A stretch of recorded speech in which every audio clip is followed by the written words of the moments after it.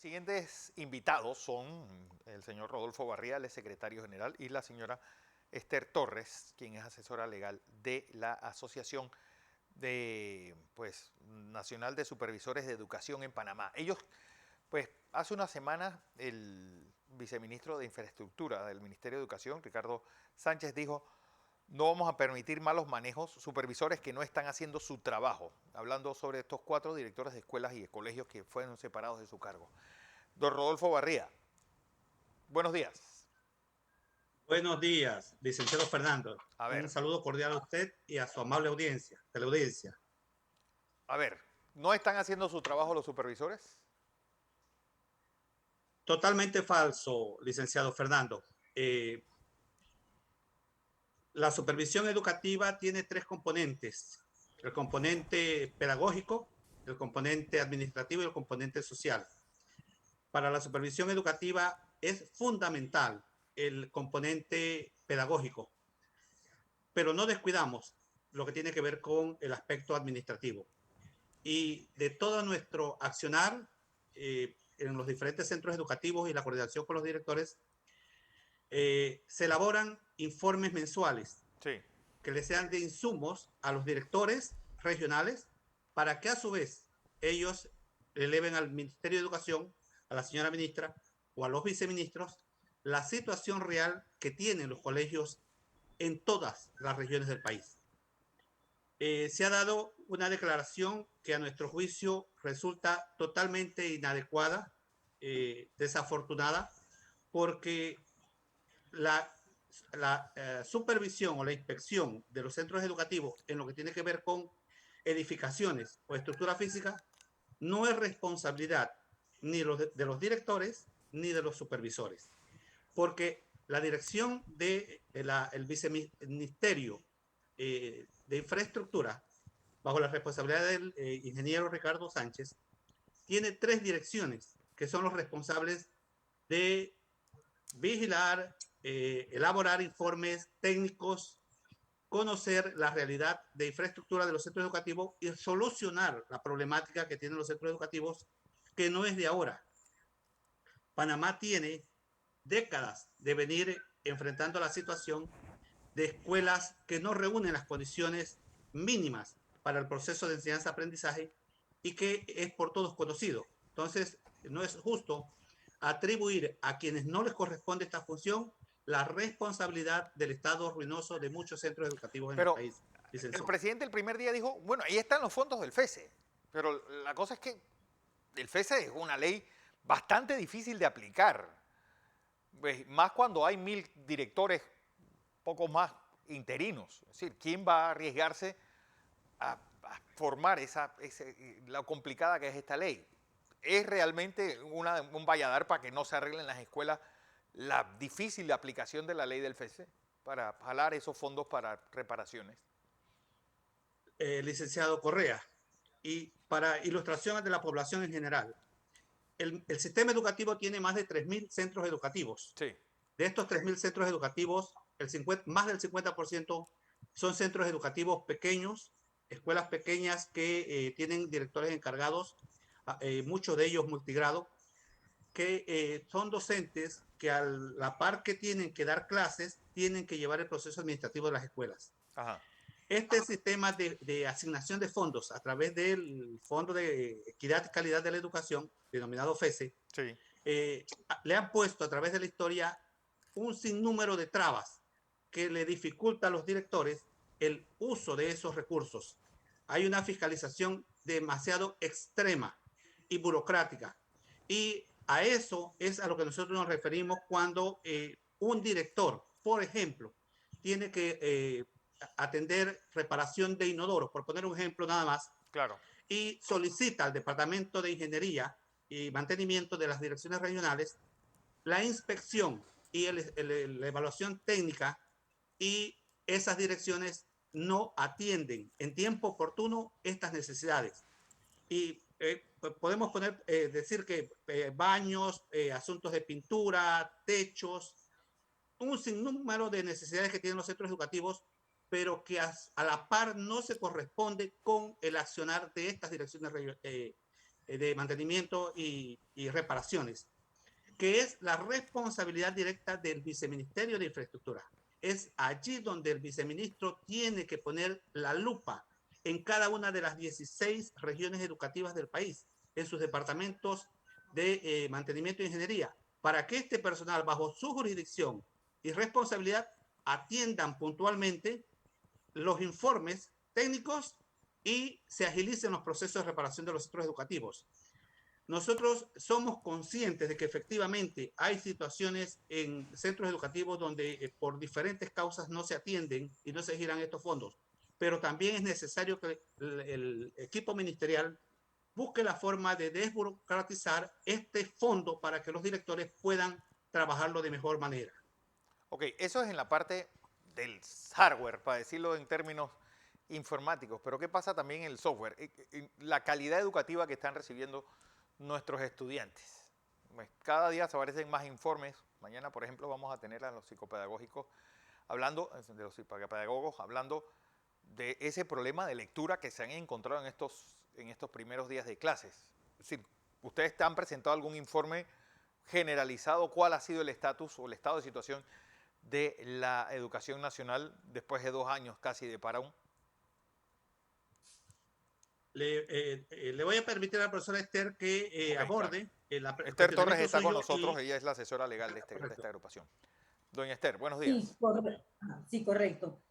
Buenos días, licenciado Fernando, y buenos días a todo el país. Tal como usted lo dice, la verdad es que esa calidad de la educación que todos nosotros esperamos y que debe ser un compromiso de todos los gobiernos, porque es una política de Estado.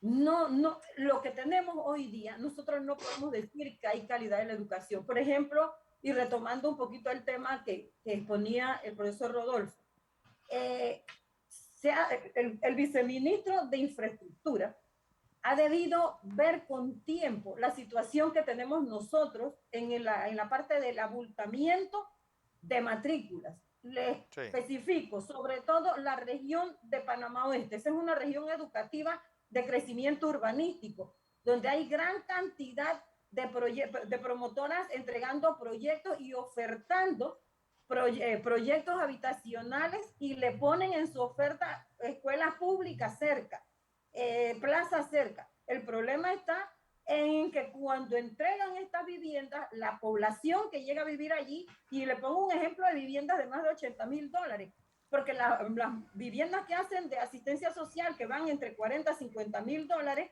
los padres de familia que adquieren esas viviendas no son personas que van a poner sus hijos en una escuela particular, sino en una escuela pública. Sí. Entonces, ¿qué significa esto?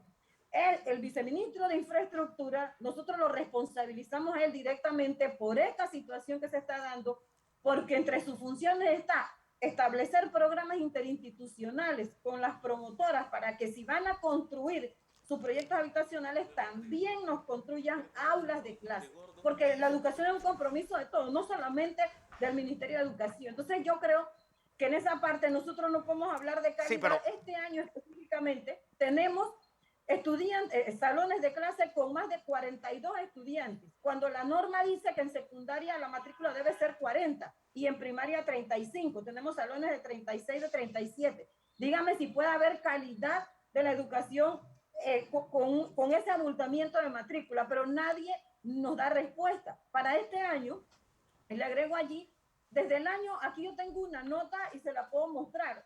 En septiembre del 2020 se le mandó a la parte administrativa del Ministerio de Educación para el Viceministerio de Infraestructura la cantidad de modulares que necesitaban los centros educativos donde había más crecimiento de matrícula por la cantidad de estudiantes que emigraron del sector particular al oficial. Del 2020, septiembre del 2020, y hubo la pandemia que terminó, acaba, por decir, para la parte educativa, pues este año es presencial. Todo el 2021, más de 14 centros educativos, solo en Panamá Oeste, pidiendo modulares. Nunca se dieron los modulares, no fue negligencia de nosotros, de la dirección regional, fue exclusivamente de los entes administrativos en planta central. ¿Qué tuvimos que hacer nosotros? Y le voy respondiendo a su pregunta. con los directores, buscar un paliativo. ¿Cuál era? Utilizar los salones de informática, las bibliotecas y los comedores para que los estudiantes dieran clases. Eso no es calidad de educación. Y aparte de eso, lo hicimos así como un paliativo. Las clases iniciaron el 7 de marzo, pero dice el decreto 277 que son 4 semanas de apresto. Quiere decir que del 7 de marzo al 1 de abril termina el apresto, que ya es prácticamente el jueves.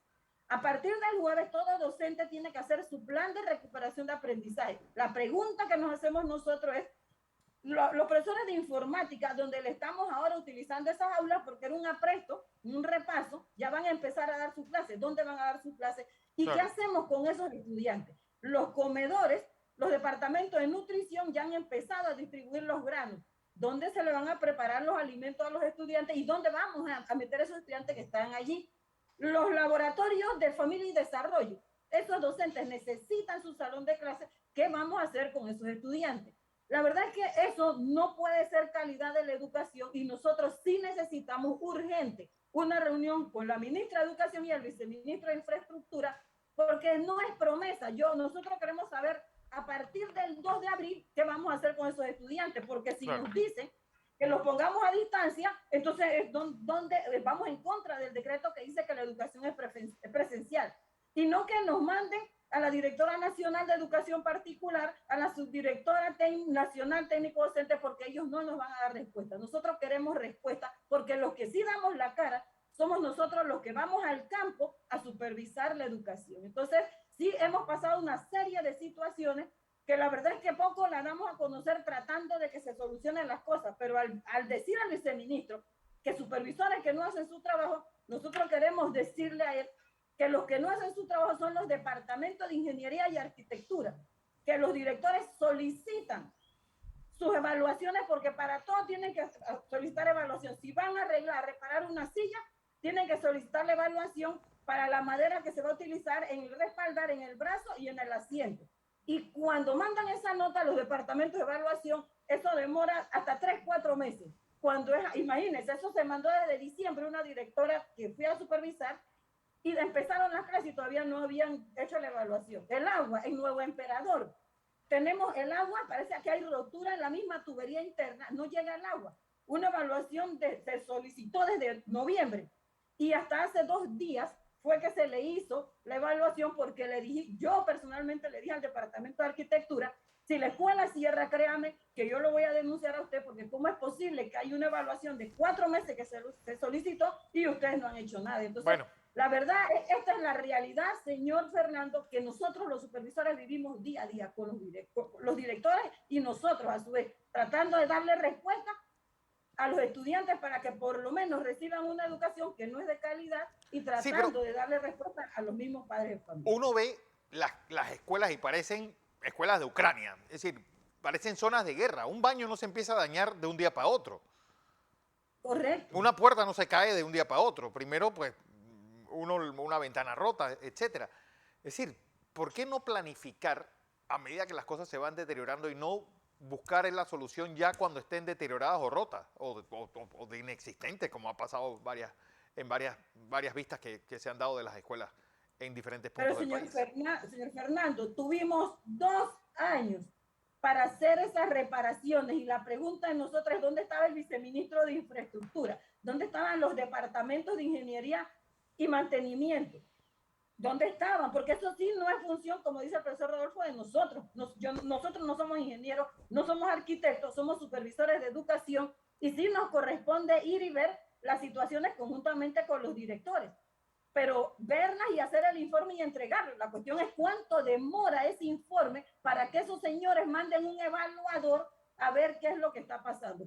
¿Cuándo vamos a resolver ese problema de la educación si tenemos personas inoperantes en la mayoría de los departamentos de ingeniería y arquitectura? Esto no puede seguir definitivamente, porque de qué manera entonces nosotros podemos hablar de calidad de la educación. Definitivamente que esta situación y nosotros la hacemos del conocimiento público. Bueno, doña Esther, a don Rodolfo Barriga, gracias a ambos por esta participación.